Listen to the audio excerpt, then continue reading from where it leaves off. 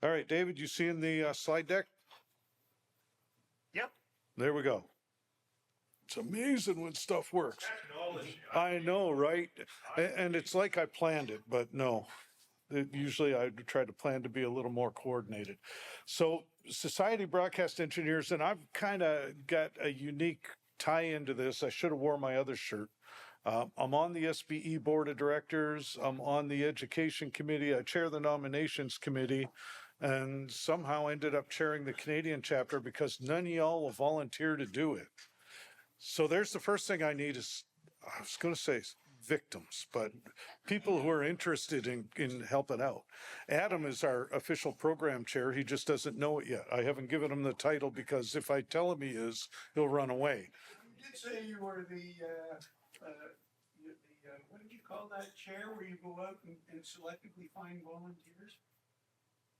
Oh yeah, I'm not sure what we would call that, but the nomination committee chair. Yeah, I do that one. The good thing about the nomination, and there's the thing about SBE, by and large, even on the committees or on the board of directors, time requirement is relatively minimal, maybe an hour a week on average, if that.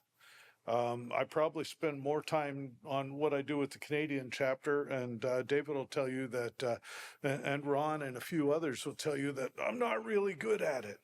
But it's all volunteers, then we have a lot of fun. So SBE historically has been regarded as primarily U.S. We started the Canadian chapter about 2 years ago now, give or take. It was in June, so 2 years in a little bit. Ron's our treasurer. Adam, like I said, he doesn't know it yet, but he's the program chair. Dave Backner, who's remote, is our secretary. Jordan Thomas from Newfoundland is our vice chair. We cover from St. John's to Victoria and all points in between. The cool thing is we meet every second Tuesday every month via Zoom. It'll be switching to Teams if I can ever sit still long enough to set up the Teams account. But it's 100% remote except for when we have a chance to meet together like this. So that part's pretty cool. There's a whole bunch of us all over. Where it gets really cool is because, like with the panel just now, the challenges we go through are pretty much the same. Doesn't matter where you are, what part of the world you're in. The finding younger engineers is getting harder and harder and harder. And having the ability to network with folks and do some mentorship is huge. And that's one of the big things. And I just hit the wrong button because, of course, I did. Oh, no, I didn't. Okay, never mind. I'm happy. But so there is a pretty good certification program in there. Here's the cool thing a lot of people don't know. You do not have to be an SBE member to get an SBE certification. You can take the study guide, you can write the exam, you can get the certification without ever joining the SBE. It will cost you more. Absolutely will. So right off the bat, there's one benefit to membership that reduces the cost of certifications. On average, in the U.S. at least, although again, the salary survey is worldwide, certified members make 10 to 15% more than non-certified members, just for what it's worth. Okay, there's multiple levels of certification, and I'm not going to read them because you all can find the website and read for yourselves. But covering audio, video, television, there is a new one we just put together last year for multimedia professionals, aimed at folks that are primarily dealing with online broadcasting, streaming, etc. As much as you may or may not like it, that is becoming a form of broadcasting. I wouldn't necessarily say TikTok, but hey, who knows? I actually resist TikTok actively. They told me I should get on TikTok, Instagram, and Scott, what's another social media that's not Facebook? Yeah, like that. There's a whole bunch of stuff that I should do that I don't do. So there are also, beyond the main certifications in audio, video, radio, and television, There are specialist certifications, whether it's 8VSB, ATSC3, directional arrays. Up here, of course, we don't have near as many AMs as we used to have, but that answer is still not zero. And I'm here to tell you, if you get good with AM, that's pretty much a permanent income source, because the people that are good in AM antenna systems right now in North America could be counted on two hands with a few fingers left over. There are a lot of people who are passable at it, but the people who are really good at it are a rare breed. So it's kind of cool. Anybody here work with AM? Anybody here under 40 work with AM? One. Cool. Two. All right. See, so again, not zero. Y'all are the future of the industry right there. I hope you got broad shoulders. So to do the exams, they're run on a schedule. If you look at SBE.org, and you notice all the way through this, if anybody's interested, reach out and ask me for a copy, ask Adam for a copy of this. I put the links to every single page, or everything I talk about on the pages. So you don't need to memorize it. You can grab screenshots, I don't care, but it's just easy to just grab this. You can click your way through. It does work on a schedule. Typically what will happen, you will apply to take an exam, and the applications usually close a couple of months before. For us, where we're remotely located, what you will do is select a proctor. Usually you would have somebody from the chapter be your proctor who holds that level of certification or higher. But where we're also spread out, you can have a university professor, a librarian, any notary, any minister of any recognized church, just somebody quote unquote dependable as a proctor. And I say quote unquote because I've proctored stuff, and I don't know if dependable and me fit in the same sentence. So there you go. Anyway, and not for the SBE, I haven't, but in general. So that's something to pay attention to, because you can write the exams without having to go to someplace far away. Librarians, almost every library, the librarian can proctor exams. So you'll reach out to SBE, fill out your application. They'll say, okay, cool. You'll tell them where and who's proctoring. They'll send the proctor the exam. These exams are really, really rigidly controlled. The question pool is selected by a whole bunch of people that are not me. And because I can't keep a secret, my wife will tell you that. And so they really maintain control over that. You'll go in at the appointed time with your proctor. You'll write the exam. The proctor will take the completed exam, send it back to SBE. They'll correct it. And what you learn is, yes, you passed. No, you didn't. You will never find out what your score was. Okay, for what that's worth.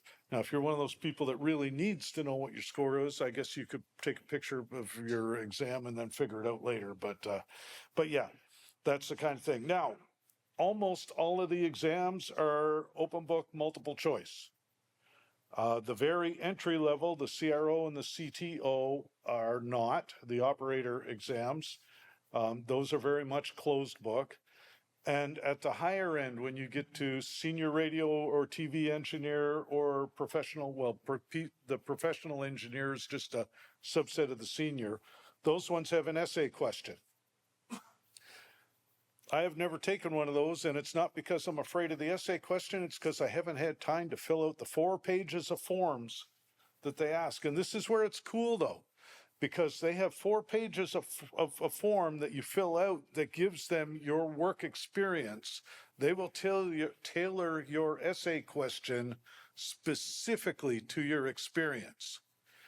So, you know, if you've done a lot of work on AM directional arrays, but don't know a whole lot about FM antennas, if you fill out all that paperwork telling them what you know and what you've done, you're going to get an AMDA question. You're not going to get a, how do you polarize an FM antenna or whatever. So that's just something to pay attention to. We talked earlier, and this was the thing that John had asked about, and I said, he's like, so educational opportunities, and it's like, there are a ton of them.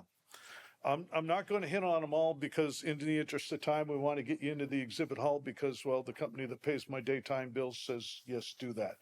But webinars, we do them on a regular basis, typically a couple a month. Leadership development course is good for people that want to learn to talk manager. You remember how I said earlier in the panel that the difference between this generator is going to cost 10 grand and this generator is going to save us 15,000 a year in off-air expense are the exact same thing, but two totally different meanings? That's what leadership development's about. We do Ennes Workshops, less so here where y'all have got good teams putting together engineering programs, but in areas where you might want somebody to come in and do an engineering day, SBE can put that together. There is an SBE University, which is 100% online, work at your own pace, that is useful to a lot of people. Technical professional training program is really cool. And this comes back to what John was talking about, this and the mentor program, because the TPT program gives you, number one, it gives you Member Plus membership, which means you've got access to the entire webinar library. It signs you up in the mentor program, gives you a copy of the SBE Engineering Handbook, which is a pretty good resource, if I do say so. And just kind of gives you a head start, if you will. There are a lot of professional engineering associations who will provide TPT membership to their members, or Member Plus, or various levels of SBE membership. Just throwing the idea out there, seeing as you're all sitting at the table right there. Not mentioning any names. Non-voting member of the executive. Suggestion time. Suggestion time. Non-voting. See, that's the best kind of members, because y'all can stir the pot. Exactly. Why do you think we still do it? Yeah. So that's the kind of thing. Now, the webinars, I mentioned the mentorship program briefly. I want to skip past some of this stuff. And all of this stuff is on the website, on the SBE.org website. As I said, the bulk of it at this time is structured like you will find a lot of questions, for example, in the exams about FCC rules. Not a lot about ISET or CRTC. Actually, exactly nothing about either of those organizations. We're working to try to change that a little bit. What I would like to see in my mythical perfect world is no regulatory questions on any of the exams, and then a separate certification that's related to regulatory specific to the country you happen to be based in. You know, and the advantage of being on the board is I can suggest all the things I want to, whether it happens totally different. But if membership starts requesting it, that's a whole different thing. So let's see, there's the TPT that I mentioned. I mentioned the Member Plus. Like I said, SBE Webinars, there's 100-odd webinars archived on the website covering everything from grounding to ATSC3 to tower lighting and all points in between, safety. There is an 8-part IT security webinar, which is one thing that as an industry, we really do poorly. So, by the way, I checked this morning, there are 565 barracks codecs visible on the internet right now. Just saying. There are 14 Nautel transmitters visible on the internet right now. One of them, the transmitter identifier, is currently set to change your stupid password. That station has been on the air in a southeastern location of the United States for 7 months with that identifier. So it tells you how much somebody's looking at the screen. But yeah, so IT security is another big thing they talk about. Mentor program is huge because anybody can sign up to be either a mentor or a mentee. Meaning, I'd like to learn this stuff and I don't know a lot and I need somebody smarter than me to talk to. Well, I've built a career out of finding people smarter than me to talk to. So that's kind of cool. The really great thing about it is, like, for people like me, my knowledge starts at the other end of the STL. You put me in a transmitter site, I know my way around pretty good. You put me in a studio, I'm a lost little kitten. So I'm signed up as what's called a subject matter expert. You got a grounded question and your mentor's like, I'm not sure, but I know a guy who does. I'm the guy. But I'm not a full-time mentor because I don't know enough about studios to be able to accurately help somebody in that regard. So that's the thing that we really struggle with, is finding people who will give up the time to volunteer. It takes typically, they expect you to make a couple of calls or a call every 2 weeks to keep in touch with your mentee, answer any questions, talk them off the ledge when they tell you how crazy this is. Has anybody here ever said that this industry is crazy and that you'd have to be a fool to want to work here at least once? I know, right? And we keep coming back because that's the part that makes it fun, but fun Yeah. today. Well, today's good. Yeah. See, there you go. I told somebody, I said, if I ever got up, didn't go to work 4 weeks every day for 4 weeks in a row, so 20 business days, I'd quit. 35 years later, I haven't made it to 4 weeks, 3.5, but not 4. All right, so that's it in a nutshell. I mean, I tried to keep it pretty short. I know we've got a schedule here. Look at that, 1.5 minutes to go. Questions or thoughts? And I mean, I know like we've got 4 or 5 folks on the remote. Oh, good point. So how many Canadian chapter members are here? I know the folks on remote because I can see y'all. Ken's here, John. Okay, so 3 or 4. The Canadian chapter, so the SBE breaks chapters into Category A and Category B. Okay, so basically every chapter has a certain number of members, which gives us a median across all chapters. If you got less than the median, so small chapter, that's Category A. More than the median, big chapter, Category B. Canada is a Category B chapter because we've got officially 60 members, I think, on our mailing list at the moment. Might be 58 because a couple are duplicated emails. So we just won the award at the SBE National Meeting in Columbus for the most certified chapter. We have more certifications in Canada than any other SBE chapter of our size. Insanity? What's that? Insanity? Oh, no, we're all certifiable or we wouldn't be in this industry. That kind of goes without saying. So at this point, I'm going to get you to step over in front of my camera so the folks remotely can see it. Adam is the current holder of the award because I passed it off to him, so I'm not carrying it. It's supposed to go to David next. Yes. It's like the Stanley Cup. We're just going to share it around. We're going to share it around. You can take it on a tour through your downtown, You can try to drink beer out of it. But I don't think that would work. So any questions on the SBE in general? Anybody saying, shit, I should sign up for this? Whoops, sorry. Are we recording? Because if we are, somebody just got censored or uncensored Jeff for a moment. Somebody will have to figure out how to bleep there's that a one out. censor, Jeff? Yeah. So questions, thoughts, comments? Nobody's got anything to say. Yeah. By the way, the SBE does tie in a lot with different schools in the U.S. too, so that might be something that's a benefit to you. You just read my mind. A couple years ago, I met Wayne Facina Pacina and Kathy Oros. Oros is our education director, still is, yep. And we had early conversations about if Humber could support standing up a certification arm for them here in Canada. But that was in response to SAFE's program closing, they offered the cert. So I'm sure that we can work together, we may be able to find a way to offer a certification. And that might be a very good way for anybody in the GTA area to have a location to go for a proctored exam. So Yeah, that was that would be one huge example. And the other point to bring up in line with my presentation this morning is we could also consider the lab itself being a training ground Ooh. for ATSC3 or related associated technology. Yeah, and that would be fantastic. One of the things that we talked about at the national meetings, education and certification committees, was that it's difficult for Canadian members or international members to get certified because they do need to have a proctored exam.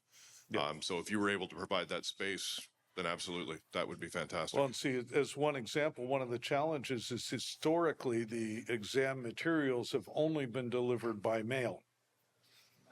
So last week, I got a letter from my bank, and I said, "Oh, cool! My mortgage documents, which I signed while I was on the road in New York last week, arrived super fast." Nuh-uh. It was the letter from September 25th telling me my mortgage was due for renewal. just arrived last week. The posties have been on strike, you know. Yeah, are they done yet? I don't think so. Okay, so I think they're rotating. Yeah, something Well, like that. what they proved We'll was, FedEx it to you. How about what that? what they proved in that case was because I got the everything done online with a remote meeting with the bank. They just proved that they're become much more irrelevant to me than I thought. Anyway, We digress. but we digress significantly. So yes, reach out to me on that if you could, or to Adam, and we'll get in touch, because I'd like to revive that conversation, and that's something Megan, our certification chair, should be made part of. What's that? You know how to get a hold of me. I sure do. I'll leave it in your court. All right. I You will notice say, he gets volunteered for a lot of I stuff for do. a guy that says, I don't want to do any of no, this stuff. I'm far too busy to take on any more tasks. But if you have some, please throw them at me. I'm going to put one of these notepads. There's an SBE booth on the trade show floor. I'll put one of these notepads there. If you're interested in at least getting added to our mailing list and not necessarily becoming a member, just put your email address down. Right. We'll add you. And you don't have to be a member to be on the mailing list. There are a few people who are not. You know, absolutely happy to let If you you know. just want to know what's you don't going even on. have to be a member to attend a meeting. Nope. But It's if just you- like AA, except, you know, they go to meetings. Speaking of which, this is an addiction when you get right down to it. Hi, my name's Jeff, and I'm a broadcast technician. Scott Feibush. Okay. is there a sign-in sheet for this meeting? Do we have a sign-in sheet for this meeting? We don't. Oh, yes, we Yes, we do. We'll pass it around. That's a good point. Thanks, Scott. As chapter 57 treasurer from Rochester. Oddly enough, I carry them with me, and And I welcome to CCBE. David, I'm going to After all these years of trying to get you up here. to keep track of who's attending on remotely through the Zoom, but I know you'll get the Zoom attendance. Yeah, Sorry. yeah, I was just about to ask you if you were taking attendance in person. And I don't know if you got last month's either, but, Yeah, we got it's sitting on my desk, and if I ever get home again, I'll be sure to send it to you. You're going to need sounds good, here. thanks. You circulate the second page too. And again, don't have to be an SBE member. The attendance list has a checkbox. Yes, I'm a member. No, I'm not. I'm not sure why I'm here. Now start talking quickly about how it slices and dices and it only costs. The Popeil Pocket Fisherman will increase your range and improve your skill. But wait, there's more. Sorry. Set it and forget it. So, but what is the, So for anybody listening remotely, we've just gone into 80s TV commercials, and it's all over now. Yeah, it's Harry Jones who took us off. Yeah, it's Harry Jones' fault, just so you know. So fortunately, none of them know. So we're going to, we'll wrap this up here. We're going to circulate these sheets if everybody can. How much is membership? That's a good question. All right, well, I you can't know actually what? answer that. So the membership is a US dollar thing, and I am going to look it up because I don't remember. While Jeff's looking that up, I'm going to just reiterate the point that part of the education programming is something that is available to organizations like CCBE. Those of you who used to join us at Kingbridge pre-pandemic, you know that we had Wayne up a few times. I'm going to get you to move over do here. some so you're seminars. Speaking to the. Okay, remote so I can talk to these guys too. Yeah. So we've had SBE come up to CCBE to do seminars.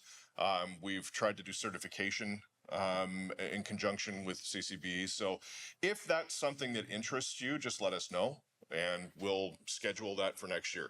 We're trying to get some Ennes grant money to spend north of the border on education, and we're also working on trying to develop a sort of CanCon oriented version of the CBT and the CBRE and CBTE programs.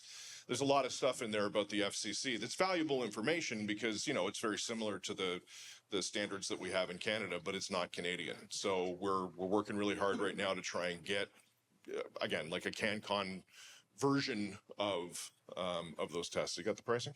So, base SBE membership, which gives you the bi-monthly signal, the print newsletter, e-publications, including news, updates